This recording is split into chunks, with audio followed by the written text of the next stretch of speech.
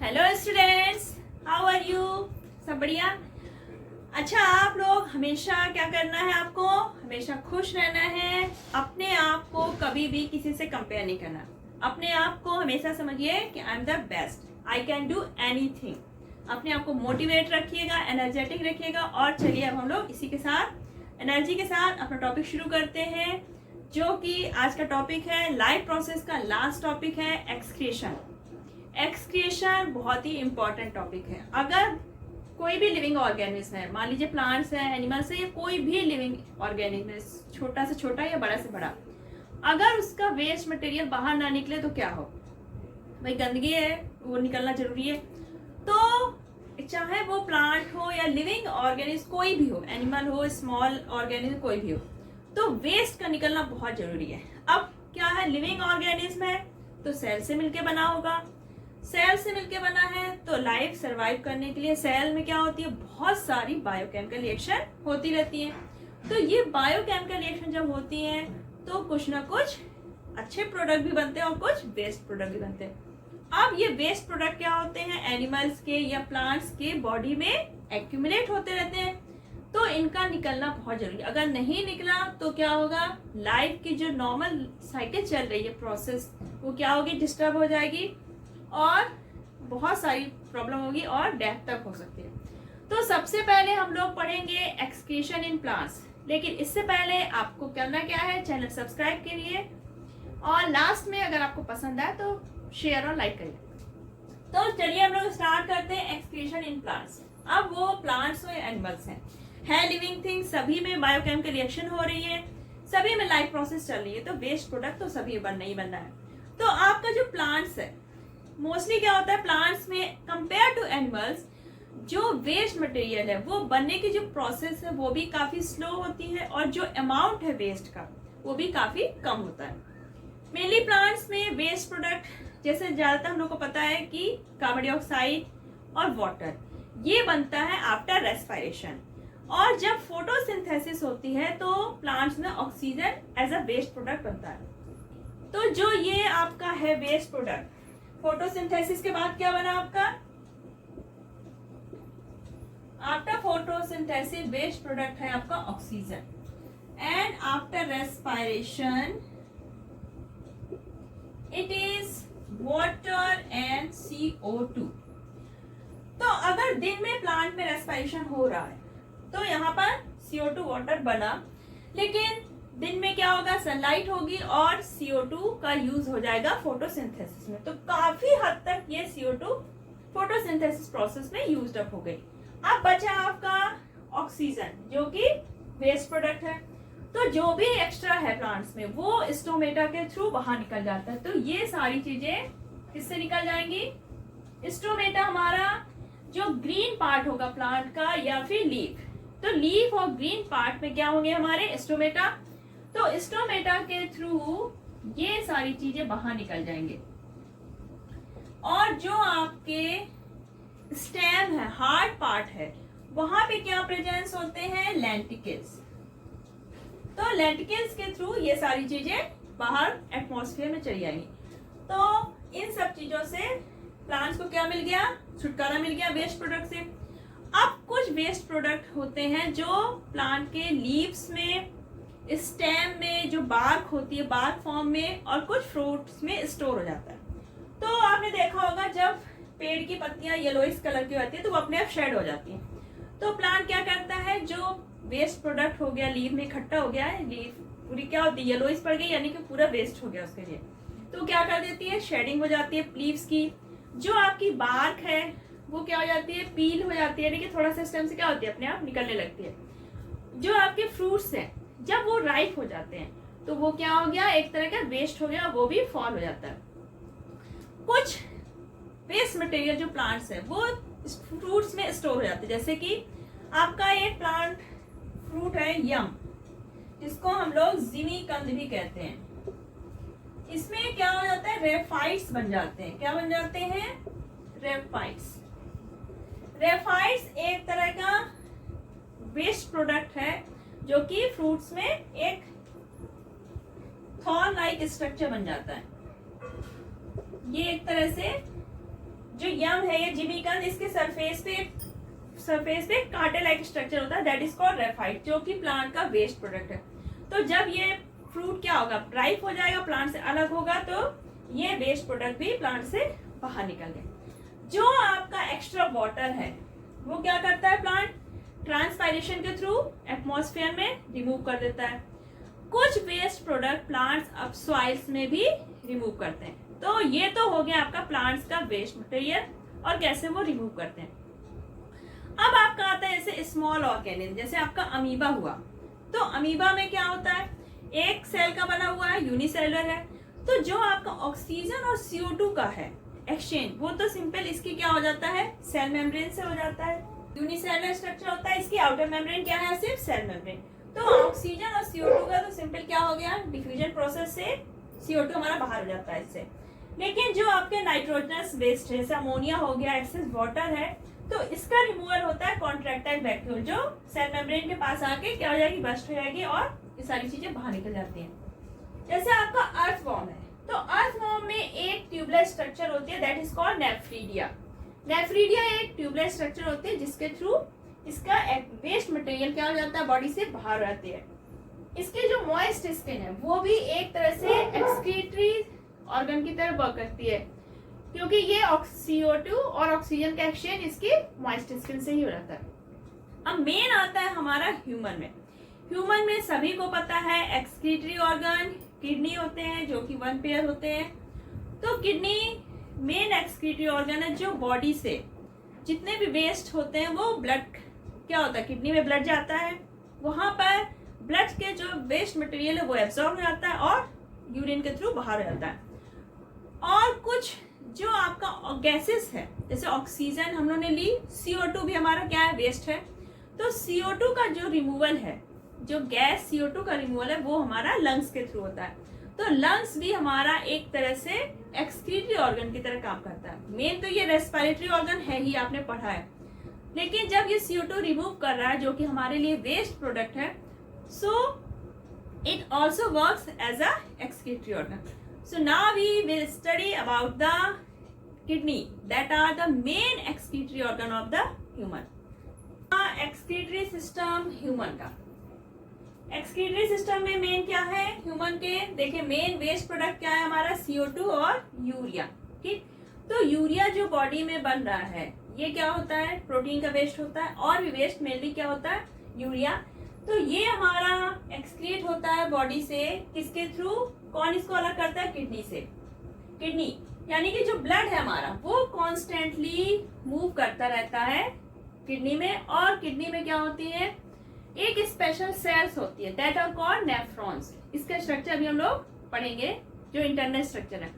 तो जो किडनी में इंटरनल स्ट्रक्चर है नेफ्रॉन, जो कि मेन इसकी यूनिट है, एक्सक्रीटरी यूनिट, तो उसमें जो हमारा ब्लड से यूरिया है, वेस्ट सब्सटेंस है, वो क्या हो जाते हैं, एब्जॉर्ब हो जाते हैं। फिर वो यूरेटर के थ्रू किसमें कलेक्ट हो जाते हैं, ब्लैडर में, और यूरिथ्रा के थ्रू बाहर हो जाते हैं। तो 2 किडनी होती है ह्यूमन में, 2 यूरेटर है, एक ब्लैडर है और यूरिथ्रा। तो किडनी में मेन क्या होता है, जो आपकी रीनल आर्टरी है, जिसमें आपका इम्प्योर ब्लड, डर्टी ब्लड है, जिसमें सारे वेस्ट प्रोडक्ट्स हैं। तो रीनल आर्टरी क्या करेगी, जो आपका डर्टी ब्लड है उसको लेके आएगी किडनीज में। तो आपका डर्टी ब्लड कहाँ पहुंच गया, किडनी में। किडनी में जो मेन है यूनिट नेफ्रॉन, तो नेफ्रॉन्स, एक किडनी में लगभग 1 मिलियन नेफ्रॉन सेल्स होती हैं। तो इन नेफ्रॉन सेल्स में क्या होगा, हमारा जो ब्लड है उससे नाइट्रोजन वेस्ट, वाटर और भी जो वेस्टेज हैं जो बॉडी के लिए जरूरी नहीं है, वो क्या हो जाएंगे, एब्जॉर्ब होके ब्लड में वापस चले आएंगे, और जो वेस्ट बचेगा वो आपका किडनी से बाहर आएगा यूरेटर के थ्रू, और कहाँ पे कलेक्ट हो जाएगा, यूरिनरी ब्लैडर में। जब तक वो पर्सन टॉयलेट नहीं जाता है तब तक वो कहाँ स्टोर रहेगा, यूरिनरी ब्लैडर में। जब वो टॉयलेट जाएगा तो यूरिथ्रा एक ट्यूब है जिसके थ्रू वो पास आउट हो जाएगा। तो किडनी में क्या हो गया, आपका ब्लड आपका प्योर हो गया, रीनल आर्टरी में आया डर्टी ब्लड, जो कि किडनी में जाके प्योर हुआ, उसके बाद प्योर ब्लड रीनल वेन के थ्रू वापस बॉडी में चला जाएगा। तो इसमें केवल स्ट्रक्चर में इतना ही है। मेन जो इसका मैकेनिज्म है जो कि हमारा किडनी जो ब्लड को प्योरीफाई करता कैसे है, उसके लिए हमें नेफ्रॉन जो है हमारी यूनिट, उसका इंटरनल स्ट्रक्चर पढ़ना होगा। उसके थ्रू हमें पूरा डिटेल में समझ में आ जाएगा कि कैसे हमारा ब्लड पहुंचता है किडनी में, कैसे वहां पे वो प्योर होता है और कैसे वेस्ट बाहर निकलता है। अब हम लोग क्या डिस्कस करेंगे, the working of human excretory system. आपका जो किडनी है तो मेन उसमें जो एक्सक्रीशन का काम करता है वो कौन करता है, नेफ्रॉन। तो ये एक नेफ्रॉन है, एक नेफ्रॉन का स्ट्रक्चर हम लोग समझ लेंगे, उसकी वर्किंग समझ लेंगे। ऐसे ही बहुत सारी नेफ्रॉन्स होती है जो किडनी में एक काम करती है, जो कि ब्लड को प्योरीफाई करती है, उसका वेस्ट को बाहर करती है। सारी नेफ्रॉन्स जो यूरिन बनाती हैं उसको यूरेटर में पहुंचाती है और यूरेटर से आपका यूरिनरी ब्लैडर में कलेक्ट करता है। तो ये रहा आपका नेफ्रॉन। नेफ्रॉन में देखिए सबसे पहले क्या होता है, एक कप शेप स्ट्रक्चर है। This is cup shape structure that is called Bowman's capsule. इसको क्या बोलते हैं, बाउमैन्स कैप्सूल। ये जो कैप्सूल है तो एक एंड से ये एक ट्यूब्यूल लाइक स्ट्रक्चर से जुड़ा है। ये क्या है, एक ट्यूब्यूल। तो ये बाउमैन कैप्सूल और ये ट्यूब्यूल, ये कंबाइंड मिलके एक नेफ्रॉन का पार्ट है। This is a part of nephron, यानी कि एक नेफ्रॉन में क्या हुआ, दो मेन पार्ट हो गए उसके, एक बाउमैन कैप्सूल और ये आपका ट्यूब्यूल। अब जो बाउमैन कैप्सूल है इसके अंदर ब्लड कैपिलरीज का एक नेटवर्क लाइक स्ट्रक्चर होता है, that is called glomerulus. That is called glomerulus. इतना स्ट्रक्चर समझ आया।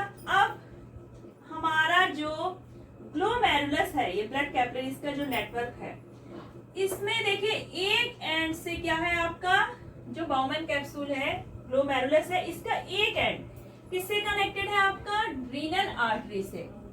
रीनल आर्टरी क्या करेगी, डर्टी ब्लड को लेकर आएगी कहां पर, इसमें ग्लोमेरुलस में। अब डर्टी ब्लड आया जिसमें क्या होगा, यूरिया होगा, वेस्ट मटेरियल होंगे, तो ऐसा ब्लड आया इसमें ग्लोमेरुलस में। अब ये क्या है, जाल है। यहाँ पे जो आपका डर्टी ब्लड आया वहां क्या हो जाएगा, यहाँ पर ये फिल्टर होगा। जब फिल्टर होगा, फिल्टर होके ब्लड कहाँ आएगा आपका, जो ये ट्यूब्यूल है। जब फिल्टर होके आता है तो आपका जैसे ग्लूकोज हो गया, अमीनो एसिड हो गया, आपका यूरिया हो गया, वाटर हो गया, सॉल्ट्स हो गए, और भी है मॉलिक्यूल जो छोटे हैं थोड़ा, तो वो इससे सारे फिल्टर होके कहाँ पे आ गए, इसमें ट्यूब्यूल्स में। अब क्या हुआ, अब यहाँ पे फिल्टर होके आ गया आपका ट्यूब्यूल में।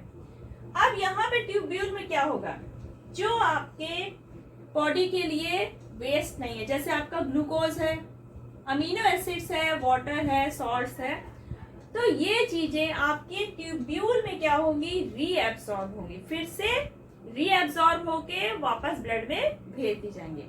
जो आपका एक्स्ट्रा वाटर है, जो सॉल्ट्स हैं आपके बॉडी पे जरूरी, ग्लूकोज है, अमीनो एसिड, ये वापस रीएब्सॉर्ब है। जब यहाँ पे आपका ब्लड फिल्टर होता है तो जो छोटे मॉलिक्यूल्स हैं वो तो फिल्टर हो गए, लेकिन जो आपके बिगर मॉलिक्यूल्स है, लाइक दैट आपकी ब्लड सेल्स हो गई, प्रोटीन्स मॉलिक्यूल्स हो गए, तो ये यहाँ पर ही रह जाएंगे और ब्लड में वापस चले जाएंगे। तो ये फिल्टर आ गया। यहाँ पे आपका again glucose, amino acids, salts, water reabsorb हो गए। केवल आपका क्या एब्सॉर्ब नहीं होगा, यूरिया। यूरिया वेस्ट है, वो यहाँ पे रीएब्सॉर्ब नहीं होगा। और इस ट्यूब्यूल से होते हुए ये ट्यूब्यूल आपकी कहाँ जुड़ी होगी, यूरिन कलेक्टिंग डक्ट, जो यूरिन को कलेक्ट करने वाली डक्ट है, दैट इज यूरेटर। तो ट्यूब्यूल से ये यूरिन जो बना कहाँ पहुंच गया, यूरेटर में। अब जो बहुत सारी नेफ्रॉन्स होती है वो सारी कनेक्टेड होंगी इस यूरेटर से, तो सारा जो यूरिन बन के आएगा नेफ्रॉन से, वो कहाँ जाएगा, यूरेटर के थ्रू यूरिनरी ब्लैडर में, वहां पे जाके कलेक्ट हो जाएगा। अब यहाँ पे क्या हुआ, रीएब्जॉर्प्शन हुआ। तो जो रीएब्जॉर्प्शन हुआ वो कहाँ गया, ये जो ग्लोमेरुलस था इसका एक पार्ट क्या था, रीनल आर्टरी से जुड़ा था, जो कि डर्टी ब्लड को ला रहा था, जो दूसरा एंड है इसका वो जुड़ा है जाके यहाँ पे ऐसे ट्यूब्यूल्स के चारों तरफ क्या हुआ है, लिपट गया, ठीक है, ऐसे पूरा सर्पिल स्पाइरल फॉर्म में इससे अटैच है। तो ये जो हमारा एब्जॉर्ब हुआ था ये सारा कहाँ पहुंच गया हमारा, इस ये आपकी कैपिलरीज ही होंगी, ब्लड कैपिलरीज, जो कि इस ट्यूब्यूल्स के चारों तरफ लिपटी हुई है। तो जो ग्लोमेरुलस है उसका एक पार्ट रीनल आर्टरी से जुड़ा है, दूसरा पार्ट एक ब्लड कैपिलरीज बनाएगा जो कि ट्यूब्यूल्स के चारों तरफ ऐसे ट्यूबुलर फॉर्म में लिपटा हुआ है। तो जो आपका रीएब्सॉर्ब हुआ ग्लूकोज, अमीनो एसिड, ये सारा इस ब्लड कैपिलरी में पहुंच गया। इसमें क्या है, ब्लड है, इस ब्लड कैपिलरी में सारी चीजें पहुंच गई, ब्लड के साथ मिल गई। अब ये जो कैपिलरी है, ठीक है, तो ये आगे जाके इसमें कैसा हो गया, हमारा क्लीन ब्लड जा रहा है, ये आगे जाके रीनल वेन से जुड़ जाएगी। रीनल वेन क्या होगी, इसमें क्लीन ब्लड होगा, यूरिया फ्री होगा और ये हमारे बाकी ब्लड से मिल जाएगा। और आपका जो यूरिया था वो आपका कहाँ पहुंच गया, आपका यूरेटर में पहुंच गया। तो ट्यूब्यूल में क्या हुआ, जो आपका यूजफुल सॉल्ट्स थे, ग्लूकोज थे, प्रोटीन थे, अमीनो एसिड्स थे, प्रोटीन तो एब्जॉर्ब ही नहीं हुआ था, प्रोटीन नहीं होगा, अमीनो एसिड्स थे, ठीक, तो वो सारी चीजें यहाँ पे फिर से रीएब्सॉर्ब हो गई। यूरिया आपका बचा रह गया जो कि यूरेटर के थ्रू यूरिनरी ब्लैडर में पहुंच गया। तो ये तो था आपका पूरा फंक्शन एक्सक्रीटरी सिस्टम का। किडनी की फंक्शनिंग तो हो गई, मैकेनिज्म हो गई, कैसे हमारी किडनी यूरिया को ब्लड से अलग करती है। अब कभी कभी क्या होता है आपकी, जैसे कभी कभी किसी में किडनी क्या हो जाती है, डैमेज हो जाती है, जैसे कि हाई बीपी हो गया या फिर हाई शुगर के कारण या रेस्ट्रिक्टेड ब्लड फ्लो के कारण या किसी इन्फेक्शन के कारण किडनी में डैमेज हो गया और किडनी काम करना बंद कर देती है। अब किडनी ने जब काम करना बंद किया तो क्या होगा, जो हमारा नाइट्रोजनल वेस्ट है दैट इज यूरिया, वो तो ब्लड में बन ही रहा है, लेकिन किडनी अब डैमेज है तो ब्लड को प्योरीफाई तो कर नहीं पाएगी। तो ये जो वेस्ट मटेरियल है वो क्या होगा, बॉडी में एक्यूमुलेट होने लगेगा। जब बॉडी में वेस्ट ये जो है एक्यूमुलेट होगा तो क्या होगा, बॉडी प्रॉपर फंक्शनिंग नहीं कर पाएगी और पर्सन की डेथ तक हो सकती है। तो लॉन्ग टर्म में अगर इफेक्ट चाहिए डैमेज किडनी के लिए तो उसका एक ही सॉल्यूशन है कि किडनी ट्रांसप्लांट कराई जाए। उसके लिए क्या करते हैं, कोई डोनर ढूंढा जाता है जिसकी किडनी मैच कर रही है पेशेंट से और वो हेल्दी है, तो उसका ट्रांसप्लांट हो जाता है। अगर एक किडनी भी पेशेंट को सही किडनी मिल जाती है तो उसका काम चल जाएगा। अगर बाय चांस किडनी नहीं ट्रांसप्लांट हो पाई तो उस कंडीशन में शॉर्ट टर्म के लिए हम लोग डायलाइसिंग मशीन का यूज करते हैं, that is artificial kidney machine. तो उसमें क्या होता है, एक अल्टरनेट टाइम के बाद पीरियड होता है कि इतने टाइम बाद हमें ब्लड प्योर कराना है, तो पीरियोडिकली क्या करते हैं, डायलाइजिंग मशीन का यूज करके जो ब्लड से यूरिया है, नाइट्रोजन वेस्ट है, उसको निकाला जाता है। तो ये आपकी डायलाइजिंग मशीन है, इसको आप आर्टिफिशियल किडनी भी कह सकते हैं। तो इसमें क्या होता है, जैसे हमारा डर्टी ब्लड किडनी में होके जाता है, ठीक है, वहां पर एब्जॉर्प्शन होता है यूरिया का, तो सेम ऐसे यहाँ पर एक ट्यूब लाइक स्ट्रक्चर लिया जाता है जो कि सेलेक्टिवली परमिएबल होती है, जैसे कि सेलुलोज आपका सेलेक्टिवली परमिएबल है। तो जो आर्टरी है जिसमें डर्टी ब्लड है बॉडी का, उसको हम लोग फ्लो करवाते हैं इस सेलेक्टिवली परमिएबल ट्यूब्यूल से। तो इस ट्यूब्यूल से क्या गया, डर्टी ब्लड ऐसे पास होता है इसमें, और जो ये ट्यूब्यूल है ये किसके अंदर होती है, एक सॉल्यूशन बनाया जाता है जो कि सेम का होता है जैसे कि आपका ब्लड का कंसंट्रेशन है। इसमें वाटर होगा, ग्लूकोज होंगे, सॉल्ट्स होंगे, तो इसका कंसंट्रेशन सेम बनाया जाता है, सेम एज इट ब्लड। तो दोनों का कंसंट्रेशन सेम होना चाहिए। अब क्या हुआ, जो ये सॉल्यूशन है हमारा, तो ये क्या है, प्योर है। तो जब हमारा डर्टी ब्लड इससे पास होता है तो ये जो ट्यूब्यूल है तो इसकी मेम्ब्रेन कैसी है, सेलेक्टिवली परमिएबल। तो जो नाइट्रोजनस वेस्ट होंगे वो किस में आ जाएंगे, इस सॉल्यूशन में। और जब हमारा ब्लड यहाँ से गया डर्टी ब्लड, ट्यूब्यूल से होता हुआ जब जाएगा तो इसकी जो गंदगी है वो इस सॉल्यूशन में आ जाएगी और ब्लड जो हमारा बाहर निकलेगा अब वो कैसा होगा, हमारा क्लीन ब्लड होगा। उसको वापस हम लोग वेन के थ्रू बॉडी में भेज देते हैं। अब ये सॉल्यूशन जो है हमारा, इसको बीच बीच हम लोग क्या करते हैं, रिफ्रेश करना पड़ता है इसको, यानी कि हटाते जाएंगे जो यूज्ड डायलाइजिंग सॉल्यूशन है और यहाँ से फ्रेश डायलाइजिंग सॉल्यूशन आपका अंदर इसमें किया जाएगा।